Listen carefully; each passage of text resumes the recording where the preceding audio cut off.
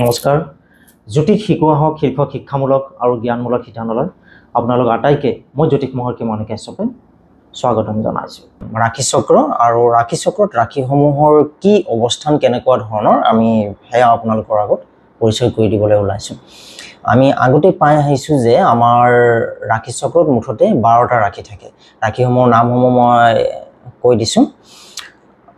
মেঘ ৰাশি, বৃষ ৰাশি, মিথুন ৰাশি, কৰ্কট ৰাশি, সিংহ ৰাশি, কন্যা ৰাশি, তুলা ৰাশি, বৃশ্চিক ৰাশি, ধনু ৰাশি, মকৰ ৰাশি, কুম্ভ ৰাশি আৰু মীন ৰাশি।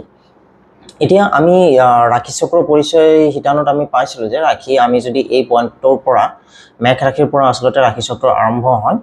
গতিকে এই মেঘ ৰাশি এয়া 30 ডিগ্ৰী, প্ৰথম 30 ডিগ্ৰী যিটো হয় এয়া মেঘ ৰাশিৰ কাৰণে ধাৰ্য কৰা হৈছে। আৰু তাৰপিছত ঘড়ীৰ কাটাৰ বিপৰীত দিশত আপোনালোকে গৈ থাকিব।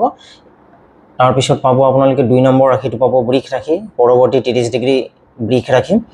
তাৰ পৰৱৰ্তী যি 30 ডিগ্ৰী আছে 3 নম্বৰ ৰাশি হ'ব মিথুন ৰাশি, আৰু 4 নম্বৰ ৰাশি হ'ব কৰ্কট ৰাশি, 5 নম্বৰ ৰাশি সিংহ ৰাশি, 6 নম্বৰ ৰাশি কন্যা ৰাশি, 7 নম্বৰ ৰাশি তুলা ৰাশি, 8 নম্বৰ ৰাশি বৃশ্চিক ৰাশি, 9 নম্বৰ ৰাশি ধনু ৰাশি, 10 নম্বৰ ৰাশি মকৰ ৰাশি, 11 নম্বৰ ৰাশি কুম্ভ ৰাশি আৰু 12 নম্বৰ ৰাশি হ'ল মীন ৰাশি। এইদৰে 12টা ৰাশিত প্ৰতিটোতে 30 ডিগ্ৰীকৈ সৰ্বমুঠ নৱমণ্ডলত যি 30 ডিগ্ৰী আছে ৰাশি চক্ৰৰ এয়া সম্পূৰ্ণ হ'ব। গতিকে সম্পূৰ্ণ এটা ঘূৰণ যিটো পৰিভ্ৰমণ কয় এটা সেইটো পৰিভ্ৰমণ আমাৰ সম্পন্ন হ'ব।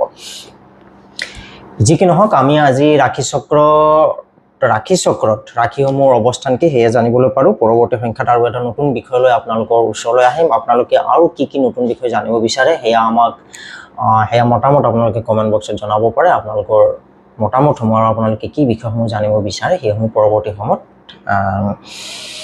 আপোনালোকৰ সন্মুখত মুকলি কৰিবলৈ যত্ন কৰা হ'ব। আপোনালোকৰ দিনটো শুভ হওক, মংগলময় হওক, তাৰে কামনাৰে এতিয়ালৈ সামৰিছোঁ। ধন্যবাদ।